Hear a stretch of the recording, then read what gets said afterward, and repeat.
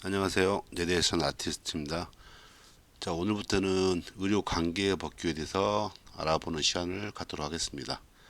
자, 의료법과 의료 기사 등에 관한 법률, 그다음에 지역보건법, 이 세 단원이 의료 관계 법규의 출제 범위죠. 그런데 의료법과 의료 기사 등에 관한 법률이 약간 유사한 것이 많습니다. 그래서 함께 보도록 하겠습니다.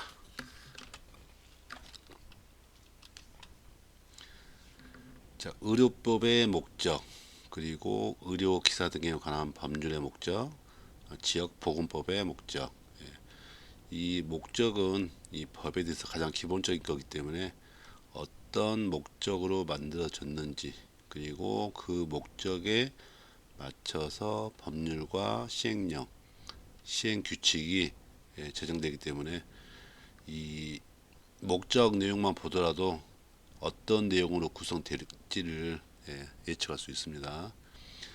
자, 의료법이기 때문에 모든 국민이겠죠, 당연히. 모든 국민이 이 수준 높은 의료 혜택, 그리고 국민 의료에 필요한 사항. 그래서 의료와 그 의료에 관한 사항을 규정해서 이 국민의 건강을 보호하고 증진하는 거. 이건 당연하겠죠. 자, 이게 의료법의 목적이고요. 그 다음에 의료기사 등에 관한 법률을 보면, 의료기사, 그리고 보건의료정보관리사, 그리고 안경사의 자격이나 이 면허 등에 관해서 필요한 사항을 정하고, 당연히 국민의 보건 및 의료 향상에 이바지한다. 최종 목적은 의료법이나 의료기사 등에 관한 법률이나 지역보건법이 같습니다. 자, 지역보건법의 목적은 이 보건소도, 뭐 보건치소도 있겠죠. 그래서 지역보건의료기관 이를 어떻게 설치하고 어떻게 운영할지를 정하는 사항이고요.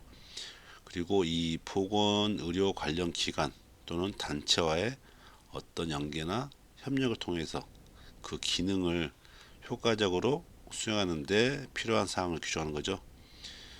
그래서 결국은 지역 보건의료 정책을 효율적으로 추진하는 거죠. 그래서 마지막에는 지역 주민의 건강 증진에 이바지하는 거. 그래서 결국은 이 의료 관계 법규는 이 국민의 건강을 보호하고 증진하는 목적. 그래서 그에 따른 의료 기사 등에 관한 법률이라든지 지역 보건법의 목적에서도 국민의 보건이나 의료 향상, 그리고 건강 증진, 최종 목적은 다 같다는 거죠. 자, 의료인이든 의료 기사 등에 관련됐던 이 자체는 이 보건복지부 장관의 면을 받아야 됩니다. 그래서 결국은 이 명령권자는 보건복지부 장관이라는 거죠. 그래서 의료인을 보면 의사, 치과의사, 한의사, 조산사, 간호사 이렇게 5종이고요. 그래서 저는 앞으로 이 의사, 치과의사, 한의사를 그냥 의사들이라고 명칭하겠습니다. 그래서 의사들 하면 의사, 치과의사, 한의사겠죠.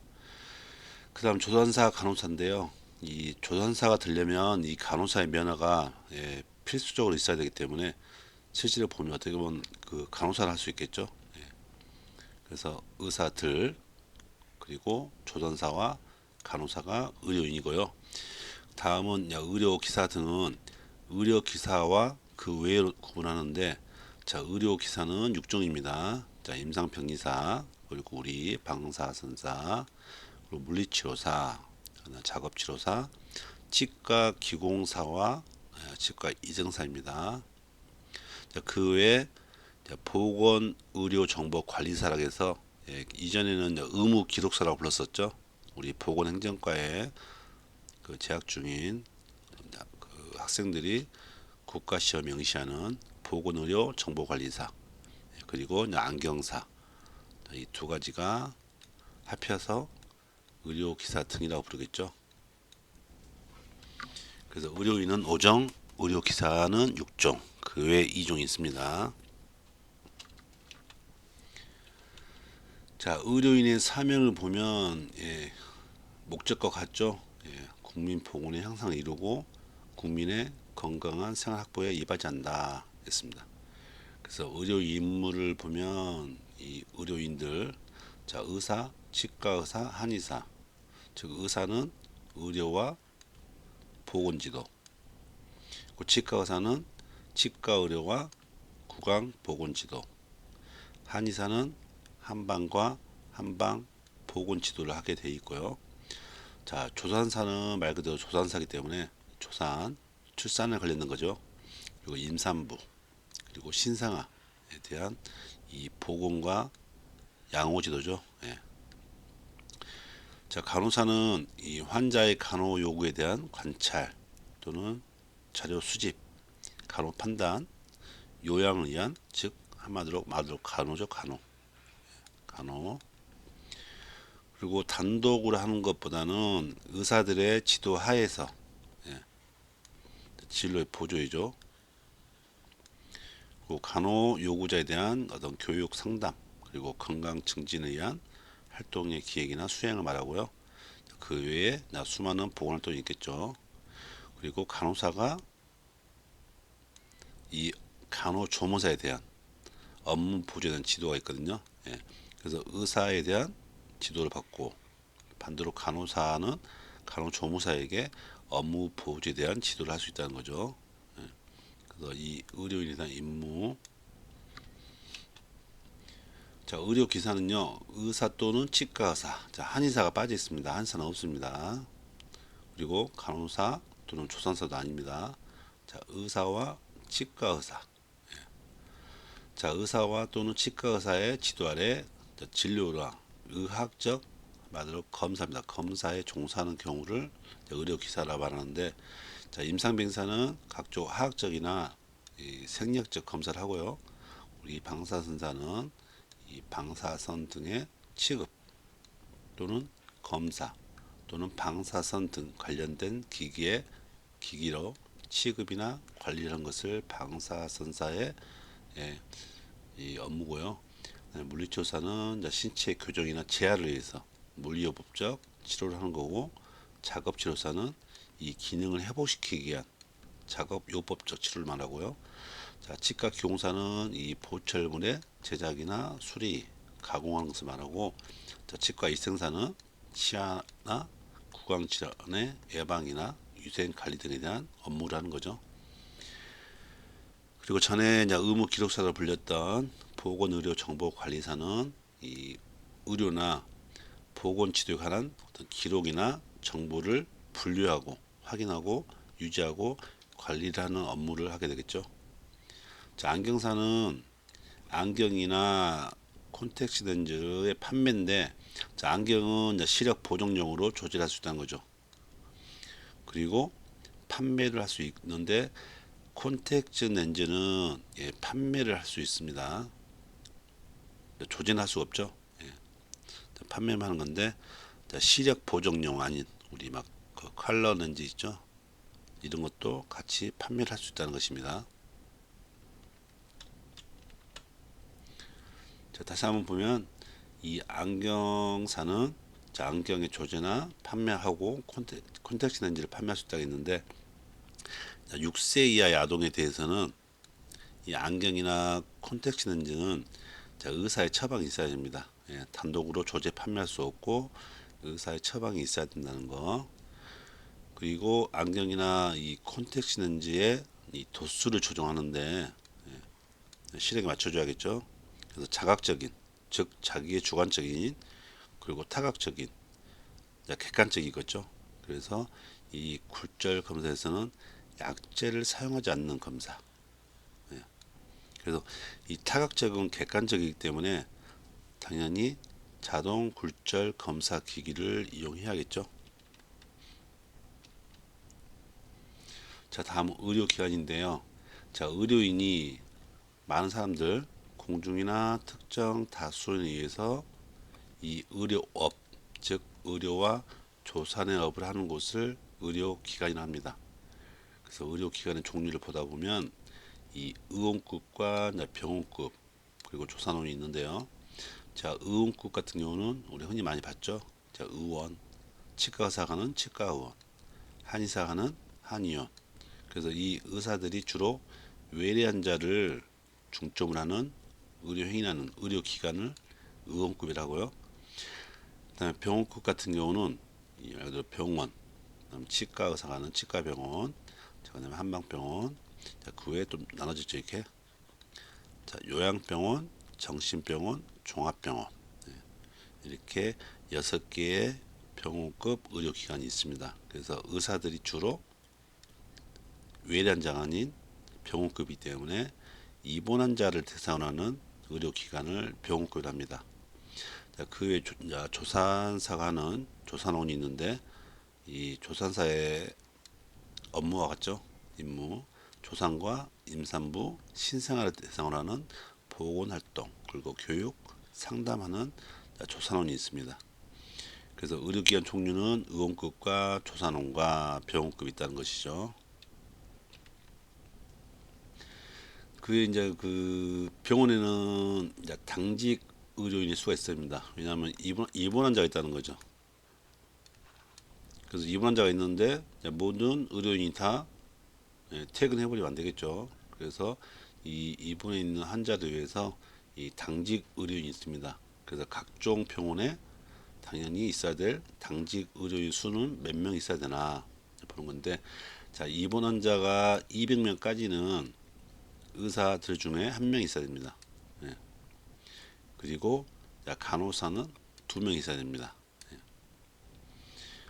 그런데 이제 200명이 초과되는 경우 있죠. 그래서 200명을 초과하는 200명마다 의사는 1명, 간호사는 2명 있어야겠죠. 예를 들어서 뭐 150명이 환자가 있다. 그럼 당연히 의사는 1명, 간호사는 2명 있겠죠. 하지만 이번에는 또 뭐 200명까지니까요. 뭐 210명이 있다. 그러면 201에서 아직 400까지 안 됐지만 그래도 200명 초과됐기 때문에 의사는 둘, 간호사는 4명 있어야겠죠. 예, 이런 식으로 추가된 인원수가 있다는 거죠. 자, 이번에는 그 병원이 아닌 요양병을 만든다. 요양병원. 자, 요양병원에는 이 당직 의료인 수는 일반 병원보다는 조금 더 입원 환자 수를 확장시켜 줬죠. 그래서 300명까지는 1명. 그래서 300명 초과할 때마다 1명씩. 예. 간호사는 입원 환자 80명까지는 1명. 입원 환자 80명을 초과하는 80명당 1명. 예. 그래서 80명까지 간호사는 80명까지는 1명. 그래서 또 160까지는 2명. 예. 240명까지는 뭐 3명. 이렇게 간호사 도와준다는 거죠.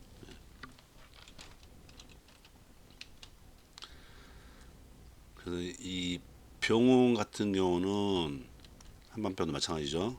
자, 30개 이상의 병상이 있어야 됩니다. 그래야 병원을 부릅니다. 예, 병원은 일단 병원은 30개 이상의 병상을 둘 수가 있다. 그럼 의원은 입원 시설을 아예 못 두는 건 아니죠. 자, 29개까지는 병상을 둘 수가 있습니다.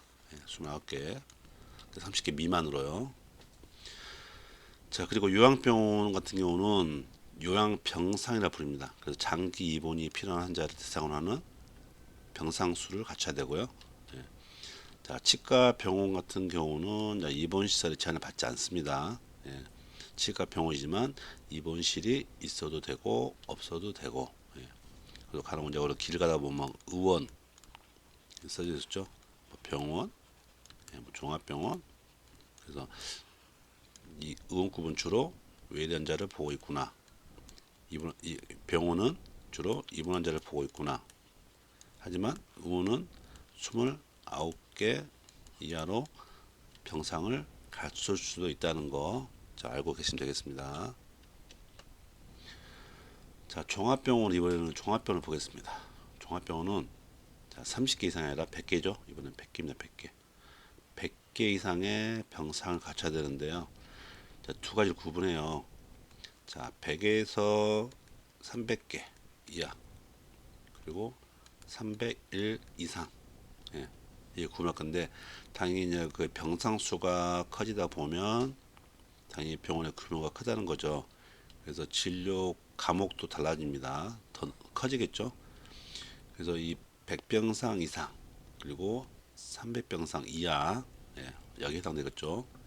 여기는 내과, 외과, 소아, 청소년과, 산부인과 중에서 진료 과목 이 네 개 중에서 세 개를 갖춰야 되고요. 그 외에 영상의학과, 마취 통증의학과, 진단 검사의학과 또는 병리과를 포함한 7개 이상의 진료 과목을 갖춰야 된답니다. 그럼 여기가 영상의학과, 마취 통증의학과, 진단 검사의학과이기 때문에 결국은 뭐 이 네 개를 갖춰야지만 7개 되겠죠. 그래서 7개 이상의 진료 과목. 하지만 뭐 내과, 외과, 소아 청소년과만 두고 여기 뭐 정형외과나 뭐 신경외과라 도 상관없겠죠. 이렇게 과가 늘어나니까 7개 맞추면 되잖아요. 그래서 필수적으로 갖춰야 되는 진료 과목이 있다는 거죠. 이렇게. 그래서 이제 이거 외우려면 힘드니까요. 자, 어떤 슈퍼마켓을 운영하는 네 분이 연세가 연로하셔서 돌아가셨죠. 산소로 가셨어요. 근데 단골 고객이 있었는데 자식이 그 슈퍼마켓을 물려받아 장사했지만 이미 단골 고객이 이 어르신들을 보고 왔기 때문에 영 마진이 없어요.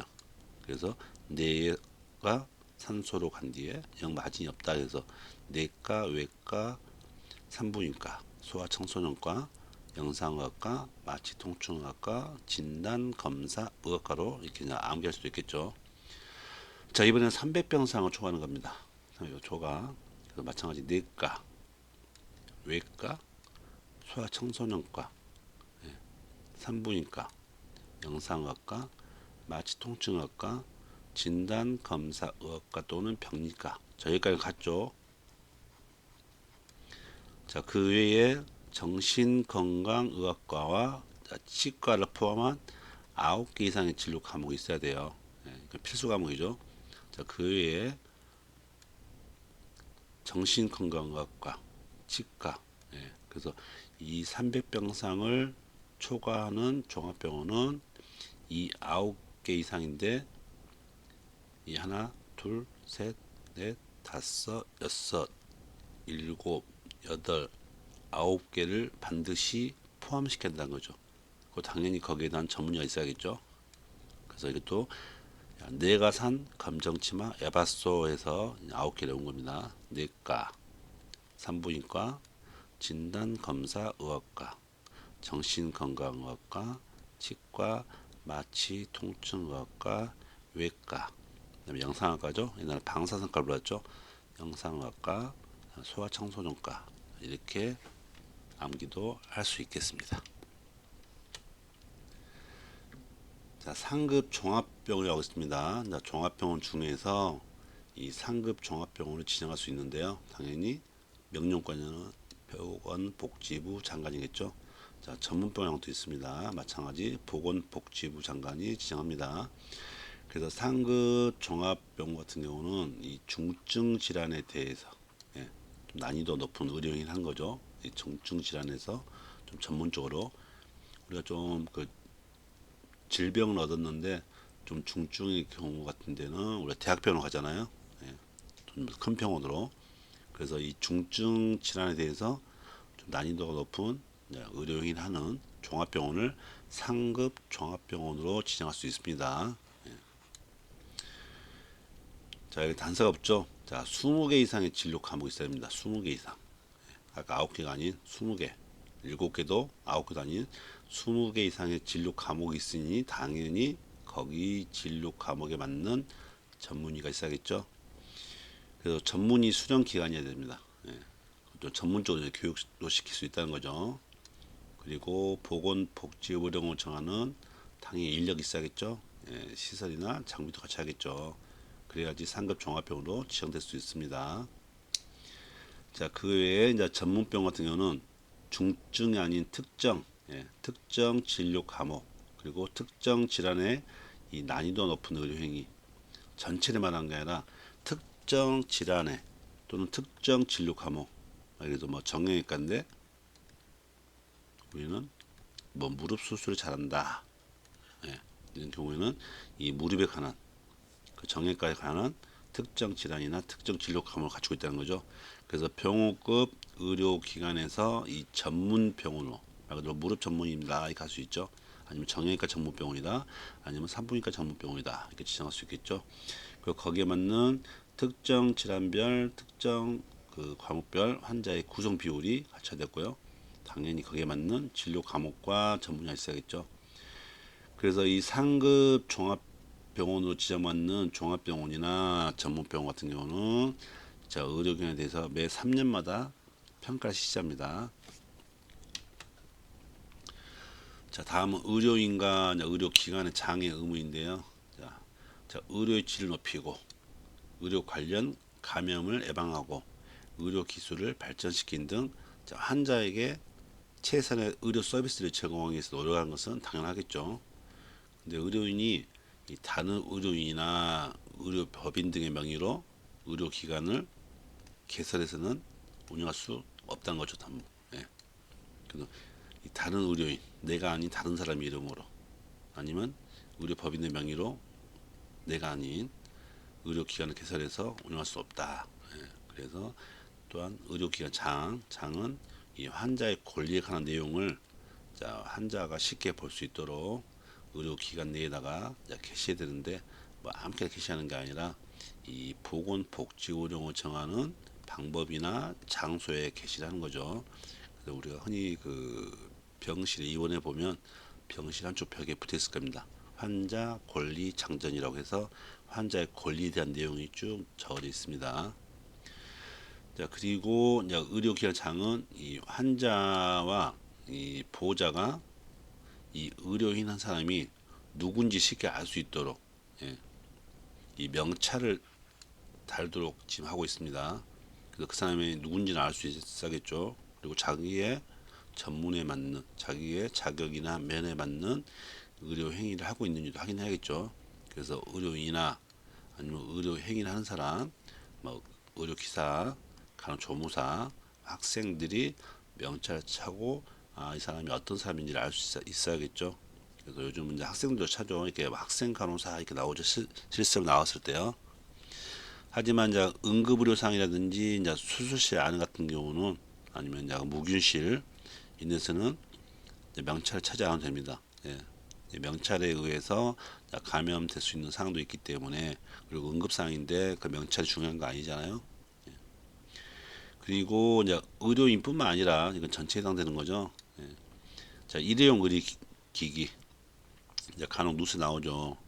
그 일회용 주사기기를 뭐 두 번, 세 번 재사용하는 경우 그래서 이 일회용으로 명칭된 의료기기는 한 번 사용 후 폐기시켜야겠죠. 다시 사용해서 안 된다는 거죠. 그래서 이렇게 그냥 당연한 것이 법에 나와 있지만 당연한 것을 또 지키지 않는 경우도 있기 때문에 나오는 거죠. 그래서 이런 당연한 것은 굳이 막 암기하지 않으셔도 빠른 거기 때문에 그냥 한번 읽고 넘어가셔도 됩니다. 그래서 이 명찰은 어떻게 표시할 거냐? 이 사람 신분이죠. 말 그대로 자, 의료인은 종류별 어떤 면허를 가지고 있는지 어떤 전문의인지 보는 거죠. 자, 학생도 마찬가지 이 전공 분야 뭐 간호 학생인데 의료기사 업무를 하고 있으면 안 되겠죠. 실습을. 자, 간호조무사 마찬가지고요. 자, 의료기사 마찬가지고요. 그래서 어떤 종류별로 가지고 있는지 그리고 그 사람의 이름을 밝힐 수 있도록 명찰을 만들어 줘야겠죠. 말 그대로 우리 그 자수나 플라스틱 명찰도 있을 수 있고 아니면 목걸이 드는 명찰도 있을 수 있고 여러 가지가 있겠죠. 자, 요즘은 이제 그 간호 간병이라 해서 이 통합 서비스를 제공하고 있습니다. 간호 간병 통합 서비스. 그래서 이 간호 간병 통합 서비스는 뭐냐면 이 입원 환자를 대상으로 이 보호자 없는 병실 한참 유행했었는데 자, 보호자 없는 병실을 그냥 운영하는 거죠. 그래서 이런 간호사나 간호조무사나 그 밖에 이제 간병 지원 인력, 뭐 요양보호사, 간병사 등 있겠죠. 이런 그 전문적으로 일을 하는 의료 인력에 의해서 이 포괄적으로 제공되는 입원 서비스입니다. 입원했을 때 보호자가 필요한 경우가 있는데 요즘은 그 맞벌이하기 때문에 보호자가 없는 경우도 있잖아요. 자, 그런 경우에 대신 해줄 수 있는 어떤 그런 서비스죠. 그래서 병원급 의료기관은 이 간호나 간병 통합 서비스를 제공할 수 있도록 좀 노력을 하는 거죠. 예. 일단 그 의료법에서는 의원급에서는 입원 시설을 배제시키고 이야기하고 있습니다. 29병상 이하는 할 수 있다고 했잖아요. 병상수를. 하지만 의료법에서 일단은 이 병원급 의료기관을 하는 것은 입원 시설이 있다는 전제하에 하기 때문에 병원급 의료기관으로 지금 단정 짓고 있습니다. 당연히 간호나 간병 통합 서비스를 하기 위해서는 또 인력이나 시설 또 운영 기준이 있어야겠죠. 예. 그리고 이 보호자 등의 입원실 내 상주를 제한시켜야겠죠. 그리고 이제 간혹 보호자가 병문안 올 때 또는 지인들이 병문안 올 때 어떻게 병문안 할 것인지도 한번 기준을 정해야겠죠. 예.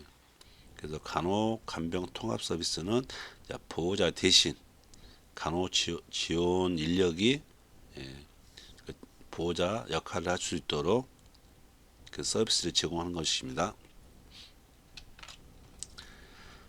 자, 다음은 이제 의료인의 면허 대여 금지인데요. 자, 의료인뿐만 아니죠.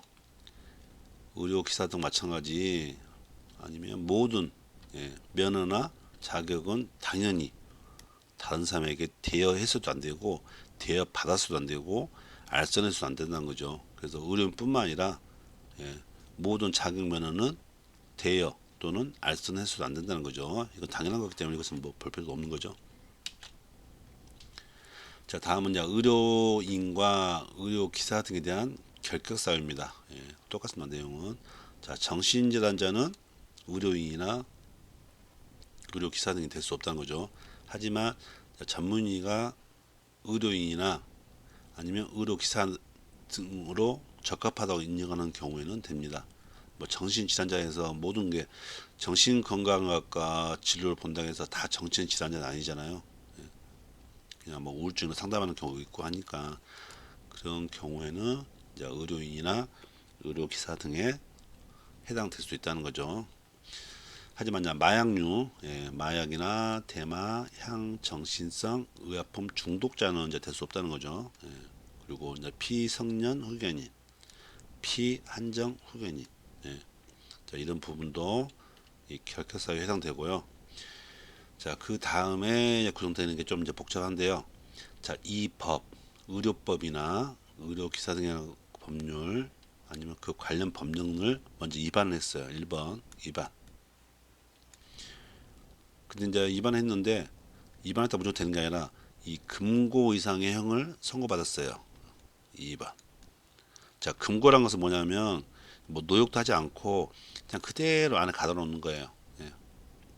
감옥에 뭐 시키지 않고 딱 가둬 놓는 거죠. 이게 금고라 하거든요. 그래서 금고 이상의 형을 선고받고 세 번째, 자, 금고 이상의 형을 선고받았는데 그 형의 집행이 종료되지 않았거나 집행을 받지 아니하기로 확정되지 아니한 자. 자, 쉽게 말해서 뭔 말이냐? 그 형의 집행이 종료됐어요. 종료된 사람. 아니면 자, 집행을 받지 아니하기로. 즉 그 형을 받았지만 그 형이 면제된 사람.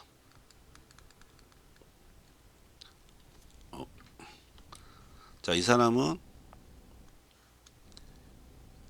결격 사유에 해당되지 않는다는 거죠. 즉 종료되지 않은 사람이나 면제되지 않은 사람은 결격 사유에 해당된다는 거죠. 그래서 이 마지막 것은 위반, 선고, 그 형의 집행이 아직 종료 전이거나 면제되기 전이면 결격 사유에 해당된다는 거죠. 그래서 이 네 번째 항목 같은 경우는 이 전체가 다 구성돼야 되니까요. 좀 내용을 알고 계시면 좋을 것 같습니다. 그래서 이렇게 이제 결격 사유에 해당한 사람은 이제 국가 시험 등에 이제 응시할 수가 없다는 거죠. 예. 또는 이 부정한 방법 여러 가지 그 있죠. 이게 부정 행위도 있고요. 뭐 컨닝 아니면 부정한 방법 등. 그래서 이런 방법 등으로 국가 시험에 응시했거나 아니면 이 부정 행위를 한 사람은 그 수업을 정지시키거나 합격하더라도 이걸 무효로 합니다. 예. 그래서 이제 이 보건복지부 장관은 이제 이 수험이 정지되거나 합격이 무효가 된 사람에 대해서는 그 처분의 사유나 위반 정도를 고려해서 예, 그 대통령령으로 정하는 바에 따라서 그 다음에 치러지는 시험에 응시를 제한시킬 수 있는데 이 3회의 범위까지 제한시킬 수 있거든요. 예, 무조건 3회가 아니라 3회의 범위 내에서 그래서 그 다음에 한 번을 제한시킬 수 있고 또는 두 번, 총 맥시멈 3번까지 3회까지죠. 3번이 아니라 3회까지는 제한시킬 수 있다. 그럼 3년을 기다려야 되잖아요. 그럼 4년째 시험 봐야 된다는 거죠. 오늘 정지됐어요. 그럼 내년에 못 보고 그 다음에 본다든지 아니면 2회째라면 그 다음에 본다든지 3회째면 그 다음 3번 걸러 뛰어서 4년째 이제 시험을 볼 수 있으니까 이 정지 기간이 상당히 길어진 거죠. 시험 볼 수 있는 기간이 길어지기 때문에. 근데 그 사유가 어떻게 되나 한번 봐볼게요. 자, 1회를 제한시키는 것은 시험 중에 뭐 대화, 옆 사람하고 이야기한다든지 뭐 손동작, 뭐 소리 등으로 서로 의사 행위, 컨닝이죠. 어떻게 보면. 그리고 그 시험장 안에 가지고 갈 수 없는 뭐 자료를 가지고 그걸 이용하는 거 주로 우리가 말하는 컨닝이죠. 예. 자, 두 번째도 마찬가지. 이건 혼자 있지만 자, 시험 중에 다른 응시자의 답안지나 막 문제지를 엿보고 이것도 아직 컨닝이죠. 예. 아니면 다른 사람에게 알려주는 거 엿보게 한다든지 이것도 컨닝이죠. 아니면 다른 사람의 도움 받아서 또는 답안지를 작성해서 교환한다거나 아니면 허용되지 않는 전자장비라든지 통신기기 등을 사용하는 거 그리고 이 시험 중에 시험 문제 내용과 관련된 물건 컨닝 페이퍼죠. 그래서 마찬가지 이것도 컨닝에 해당되는 거죠. 예. 그래서 이건 약간 그 1회째는 실제로 컨닝보다는 약간 그 뭐랄까 시도 컨닝을 시도하는 행위 약간 비슷한 거죠. 하지만 2회째는 컨닝을 한 거고요. 자, 3회째는 내가 한 게 대리 시험을 본 거죠. 대리 시험을 치르게 하거나 치른 경우에는 그리고 이 사전에 시험 문제라든지 답안을 타인에게 알려주거나 알고 있어서 이제 시험을 치르는 행위 이때는 3회째 해당되죠. 그래서 이렇게 국가 시험에 응시 제한의 기준에서도 이렇게 응시 제한을 매대를 시킬 것인지도 이렇게 나오는 것이 있습니다. 자, 오늘은 이렇게 의료법의 도입 부분에 대해서 한번 알아봤습니다. 그리고 의료법과 의료 기사 등에 관한 법률을 이제 같이 이제 합쳐서 이야기하면서 중복되는 부분 헷갈리시니까 이왕이면 한 번에 공부할 수 있도록 나누지 않고 의료법과 의료 기사 등에 관한 법률을 좀 합해봤어요. 그 외에 이제 같이 이제 나눠볼 수 있도록 지금 정리하고 있으니까요. 좀 편하게 공부할 수 있도록 한번 해보겠습니다. 자, 오늘도 수고 많으셨습니다.